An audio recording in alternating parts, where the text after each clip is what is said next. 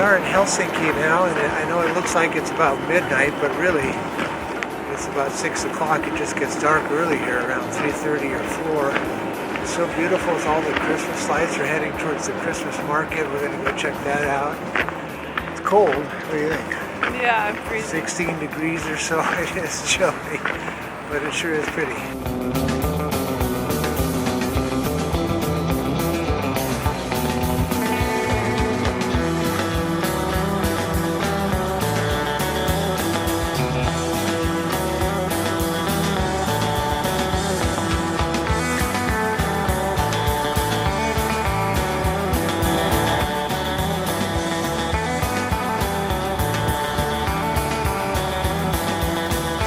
What do you think, Caroline? Is there anything you want to buy? I think I'm okay for now. You're good? Yeah. You don't need any reindeer slippers No, I think I'll pass. or mushroom jam? Nope. Okay.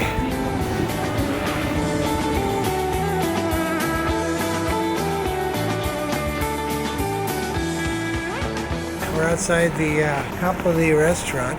Really, really beautiful. All the gold lights, and we're pretty cold. And it's pretty warm in there, and they have hot food. So I think it's time to go in. Mm-hmm. All right, let's go.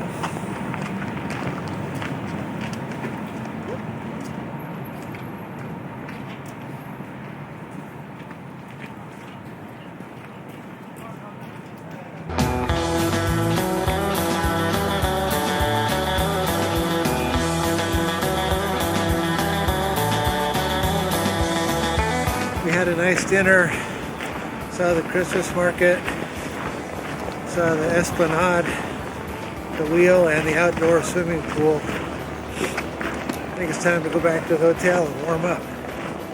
Yes. What do you say? Yes. All right.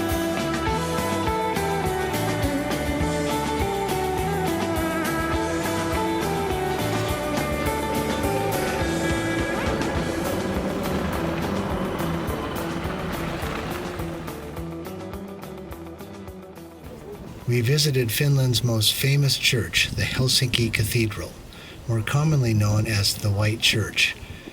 Finished in 1852, it sits on a hill above Senate Square. The square holds a year-round public marketplace surrounded by the offices of the Prime Minister, the Cabinet, and the University of Helsinki. All right, I think I read that there are 50 steps. That's Senate Square behind us with the Parliament. Did that feel like 50 steps? Yes. Oh. All right, let's go and look at the White Church here behind us. Awesome.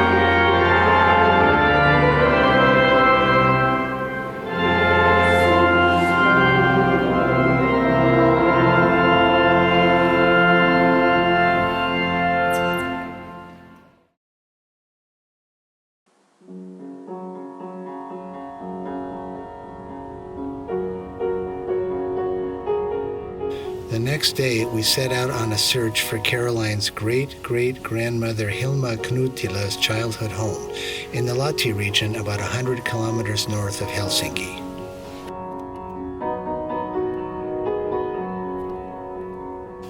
We would also make a stop at the medieval stone church of St. Mary at Hollola.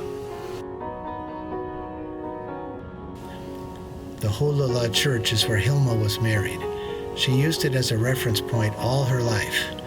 For example, if she was in a large room, she would say, "This certainly is a large room, but it isn't as big as the Hollola church."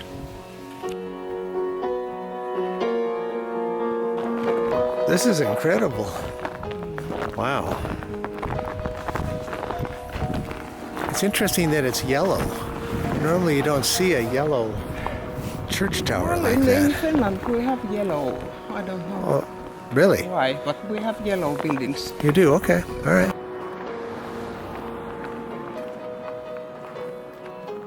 This is the third largest medieval church in Finland. Completed in 1510 before the Reformation, the walls are constructed with massive granite stones.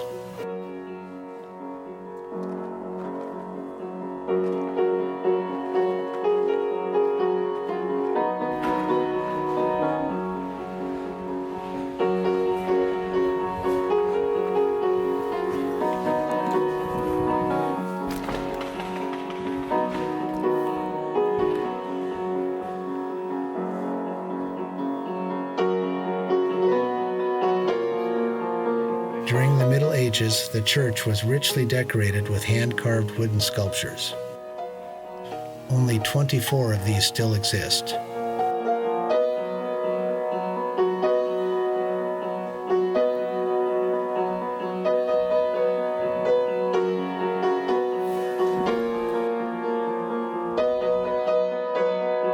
What are all the candles for? People whose family is buried somewhere else. Oh, And on Christmas Eve we have a habit to come and put candles on our family graves. This is Knoottila, but he's not our that's not our family line, no. tree. Okay. Nyt Kynsinia. Kaarlo Olavi Knoottila. Are you sure? We have a pretty big family. Yes, we have, but I've never met those first names. Okay, well, you would know. You're the expert.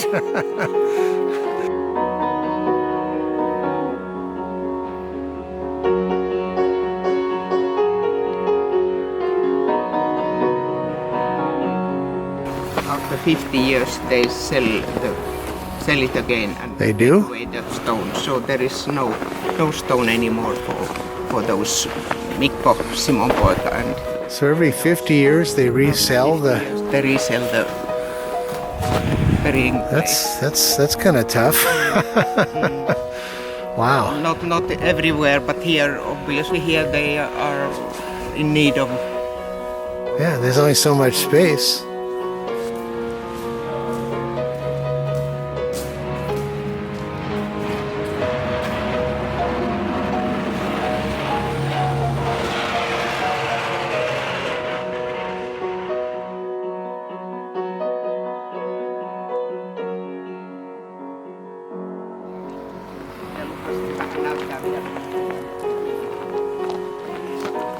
I think so, that I have been here when I was 5 years old, Oh. even less, Oh, okay. not these days. I'm living in Helsinki. Oh, you live in But Helsinki. Now I am here in my summer cottage, and with my friends I have spent the Oh, okay. Christmas time here. Oh, very Still- nice. Still spend that time next week I'm here, Oh, very nice. then go back to home. Okay, good, perfect.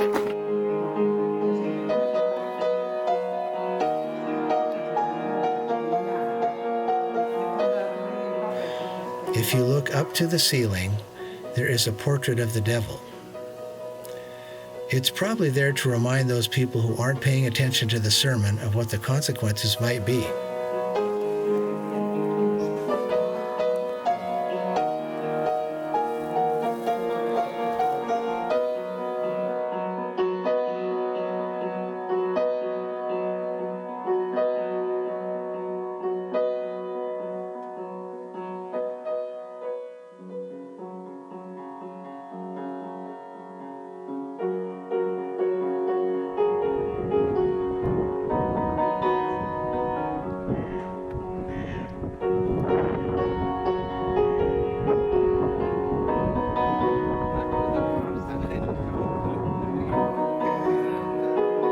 Back to the cars.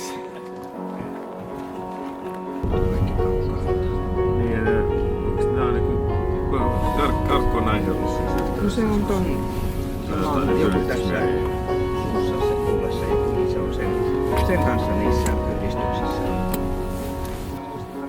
Joo. 80-luvun käännös. Ja tässä on Ja varmaan Heikki on käynyt siellä teillä. Caroline Amerikasta.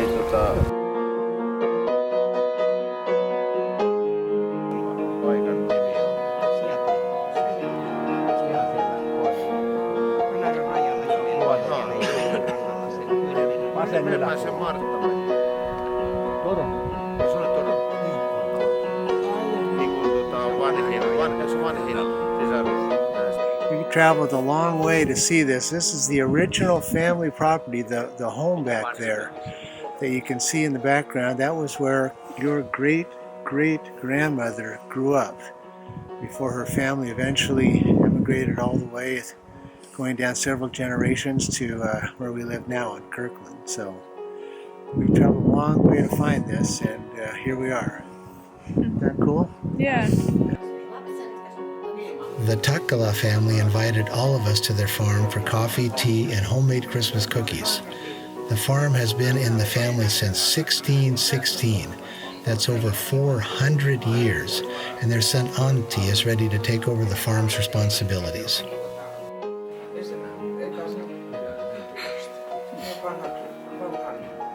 We spent a lot of time sorting the family genealogy. Going back a few generations, there was a family that had 12 surviving children, and after all the marriages and births, it rapidly became quite confusing. One day, we're probably going to have to rent time on a supercomputer to figure it all out. So minustahan on pahempi niinku muistaa väärin, kun sanoo, että ei muista. Juu, Kato, sehän sekoittaa pelin kokonaan.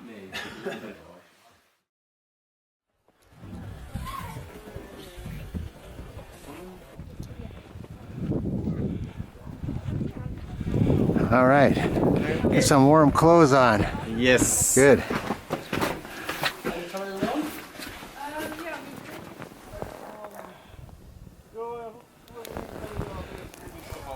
Good looking animals. That's quite a rack of horns they have there, isn't it? This brave little girl from Spain wanted to feed the reindeer what they love to eat, moss and lichen.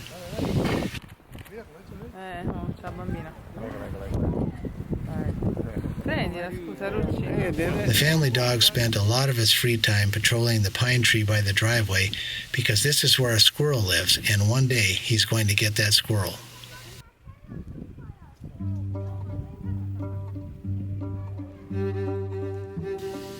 Each reindeer pulled a traditional Lapland wooden sled designed for two people. The seats were lined with reindeer pelts and rough woolen blankets covered our legs.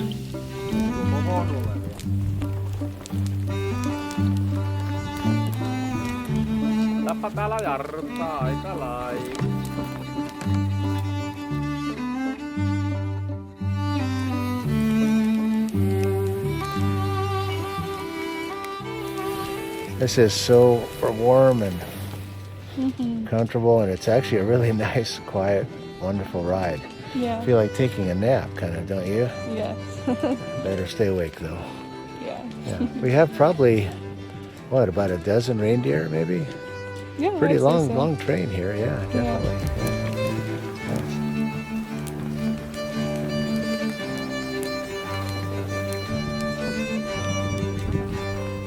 The reindeer farm that keeps these reindeer has been in existence for 200 years. For most of the year, the reindeer are let loose to feed in the forests and only return when the snow is too deep to forage. The farmers recognize their own reindeer from the pattern cut into their ears, and any offspring naturally follow their mother home. This farm offered two trips, a 1-mile loop and the one we were on, a 3-mile loop. We traveled at a gentle walking pace, and in such a quiet environment you can listen to the silence of the snowy forest.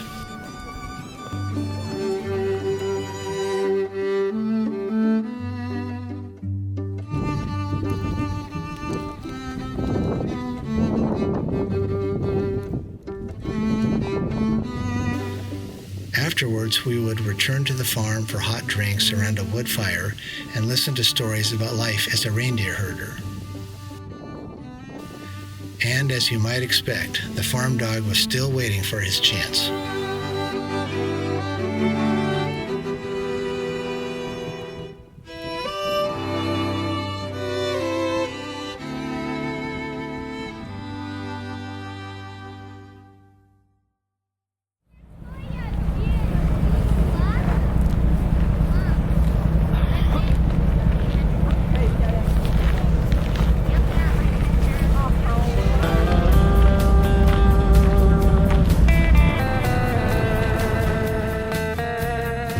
Explorer is the only private icebreaker in the world. Built in Germany in 1976, this 199-passenger ship is used to haul heavy equipment and supplies to the oil fields when not being used as a tourist ship. You gonna make it? I have an idea. You know, you can wake up, go swimming in the Baltic Sea. That will wake you up. No. Trust me. The ship leaves the port of Kemi and sails south into the frozen Baltic Sea on a 3-hour cruise. We go up to the front, it's a pretty spectacular view.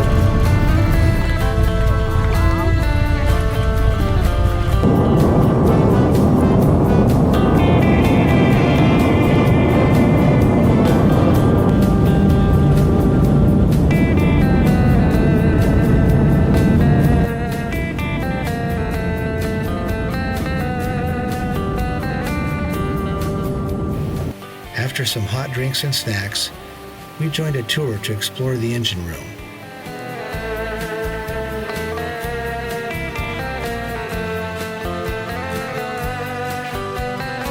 The massive twin diesel engines generate 10,000 horsepower, and the noise was deafening. How many, is this diesel fuel? Yes, diesel fuel. How many gallon can you fit in the tanks? You know, we in Europe, we count in liters, Or not liters. in gallons. But Okay. I think around about 500 liters an hour. Is that right?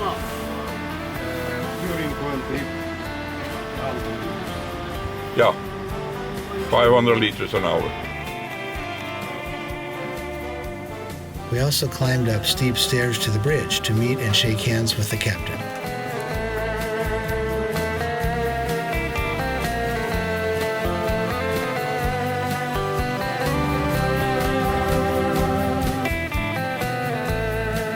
The ship breaks through the ice and creates an open body of water behind the stern.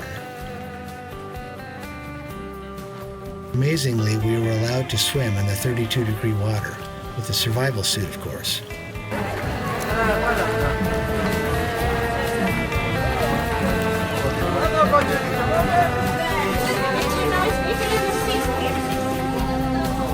We were divided into 4 groups, and ours was the last group. The crew worked out a remarkably efficient process to remove the survival suits, bring in a new person, zip them up, seal the face mask, and somehow keep most of the floor dry.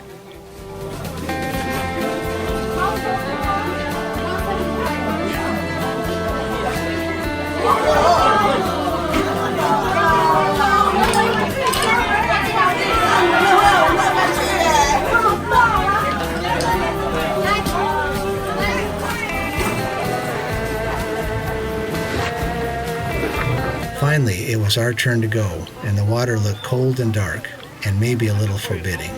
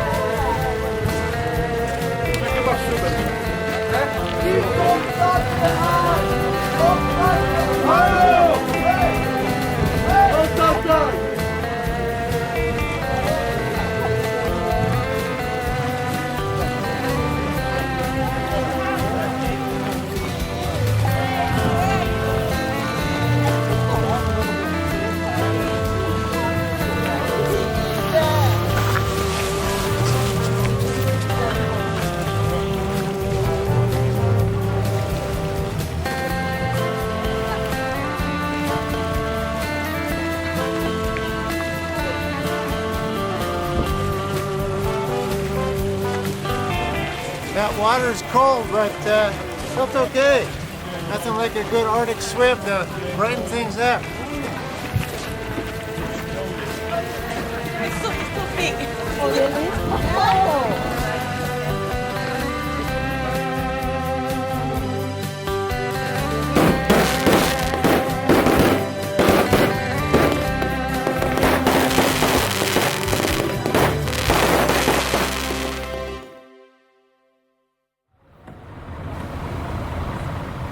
From Rovaniemi, we booked a bus trip to the tiny village of Hetta.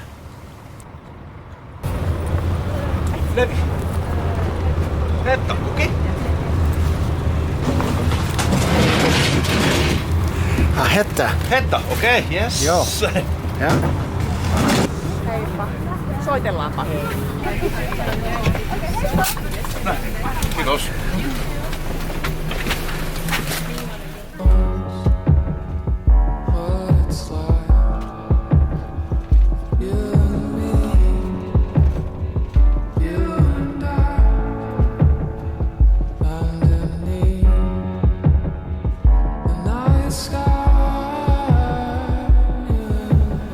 Hetta lies 150 miles north of the Arctic Circle, where we would begin our dog sledding adventure.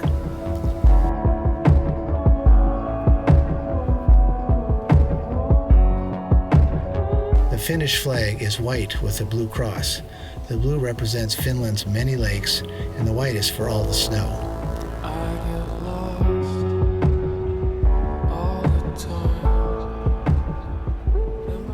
The sun never rises above the horizon in winter, but you can see the rays of the sunrise and the sunsets, especially brilliant in the clear Arctic sky.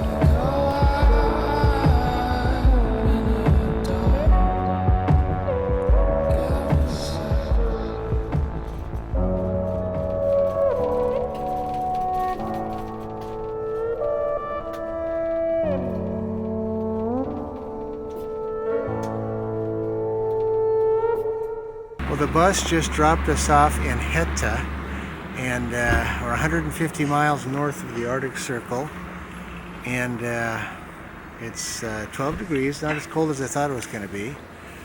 And we're going to go to our hotel across the street and kind of check in there. And we even have a supermarket across the street, and this is pretty good.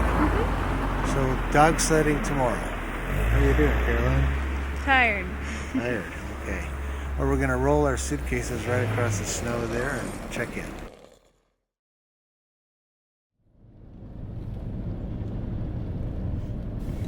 Hetta Huskies picked us up and drove us to their compound, where we met the rest of our group and changed into insulated clothing and boots.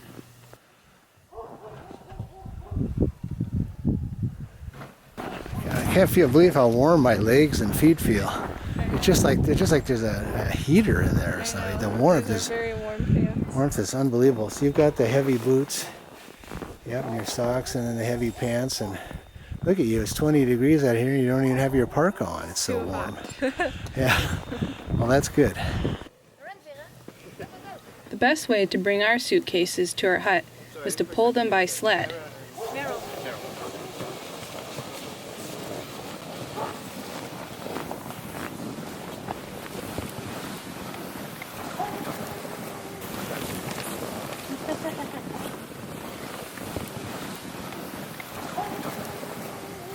Our group of 6 would live and sled together for the next 2 days.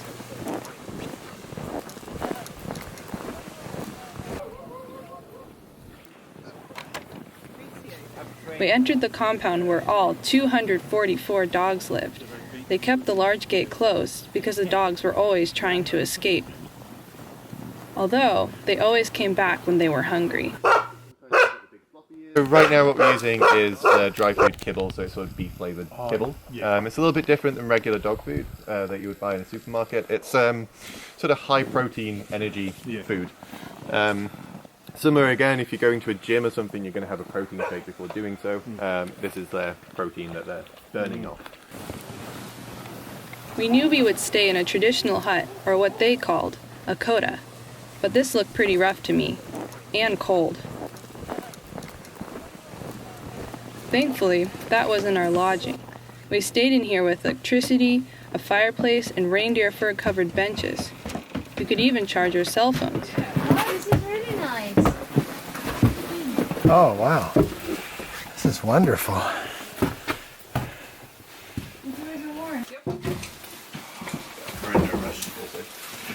So it's about claiming a place? Yeah, wherever you want to. There is a double bed over there, but there is also enough beds if people want a single.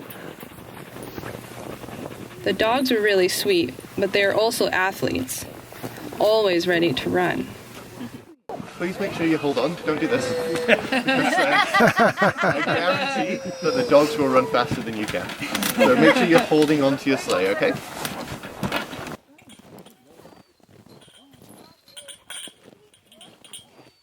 If anybody gets cold at any point, if you get cold fingers, cold toes or anything like that, it's actually a really good way of warming up as well. The way to deal with corners is just by slowing down before the corner. Try not to slow down during, but just before, just so you're going at a nice speed when you approach the corner. And then you're going to lean into it. So you're going to lean the direction that you're going in. Exactly. Okay. So if you've got a corner going into your right, you lean to the right, corner on the left, lean to the left, just like riding a bicycle. It's like on a motorcycle, yeah. Exactly. Oh, yeah. So you lean in the direction that you're going. Don't try and lean too much, especially like a motorbike, because you might end up like this. If you do, it's very unlikely it'll happen, but if anybody does end up in this situation, exactly, you must never let go. Because if you do let go, there's nothing holding your dogs, and away they go into the distance. The guide set up the sleds and harnesses for us while we learned how to hook up the dogs.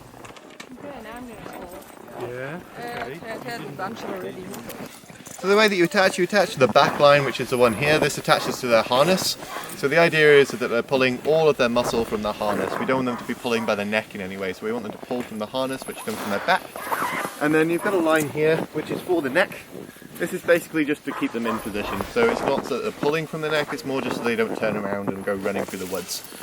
So I'm going to give you the name of the dog, I'm going to give you a harness, I'm going to tell you where the dog lives, and then you're going to go and get it. So I might say, you're going to get Leon, here's a harness for him, you go to Leon, Yoda is easier, you go to Yoda, you take your harness, and you put to the dog, and then take off the chain, and leave it on the ground.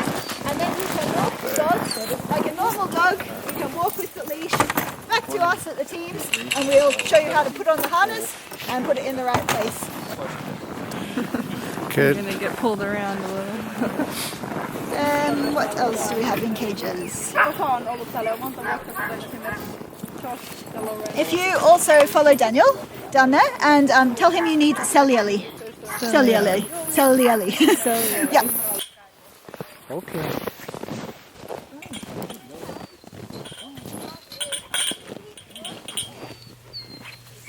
The dogs were so excited to run that they couldn't stand still, and it was hard for Dad to connect the leash.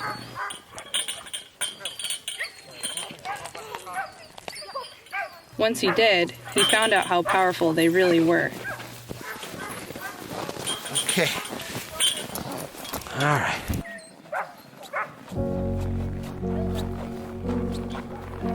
I have a heart for all animals, especially dogs. That's why this was the highlight of the trip for me. The dogs were friendly, which meant they were well taken care of, and that was important to me. Well, you guys are friends? Yeah. So Mars, and she first just bring him where? He goes. I'll tell you where he goes from here.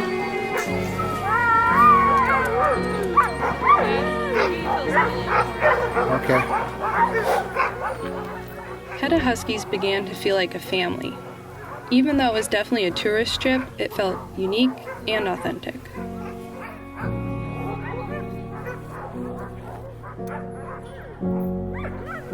This was my lead dog, Mars.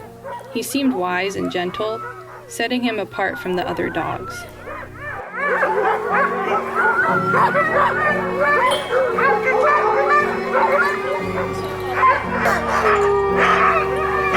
Once the dogs were harnessed, They ran the sled to a staging area where it would be our turn to begin our 40-mile expedition.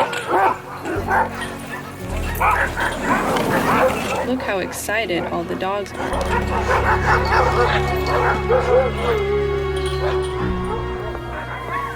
The other sleds pulled out. Then it was my turn.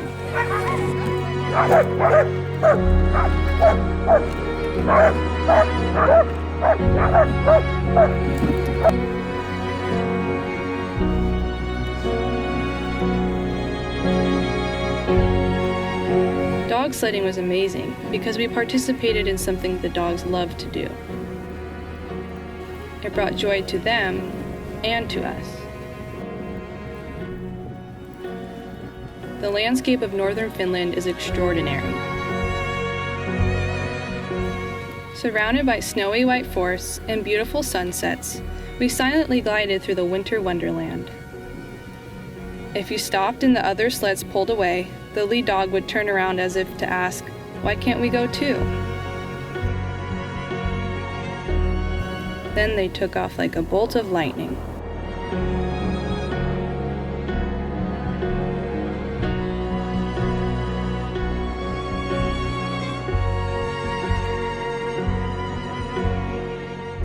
After 2 hours, we stopped for a break to warm up.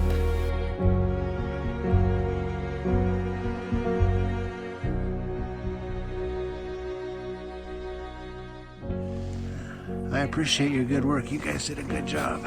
Yeah. So did you back there. You were the strong one. You were really pulling. Yeah. That's what I feel like doing.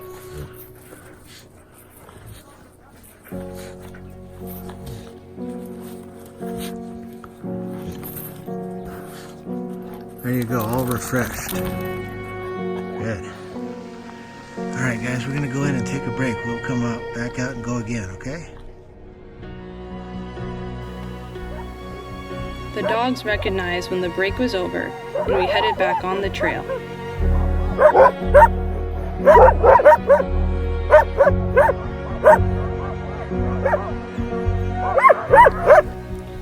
Returning to the compound, we put each of our dogs away and then helped feed the dogs. All 244.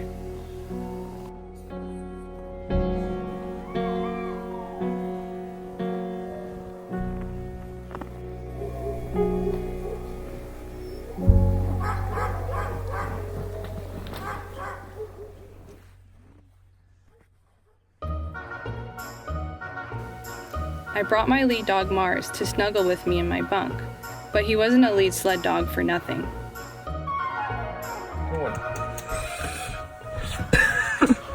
Does not want to. I'm gonna sit up. There you go. Don't you want to be down there? Go lay down. No. There we go. There, that looks pretty good. You're gonna be warm. Just gotta be assertive. I don't know who has more of the bed. Probably him.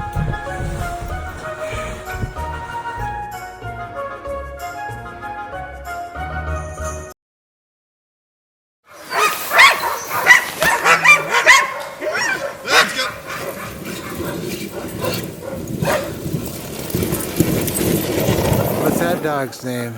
Sita. Sita? Friendly?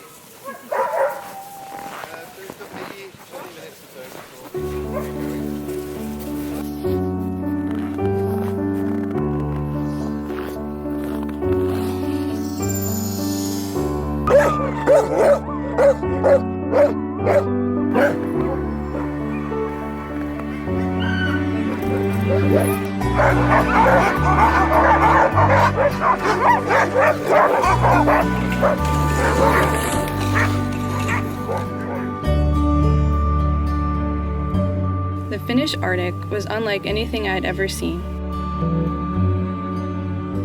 Through this trip, I learned that Finland is a special place to be, just like my great-grandmother used to tell my dad.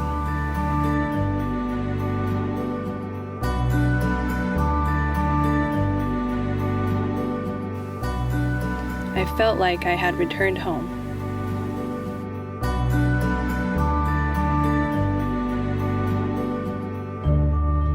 Kiitos Suomi.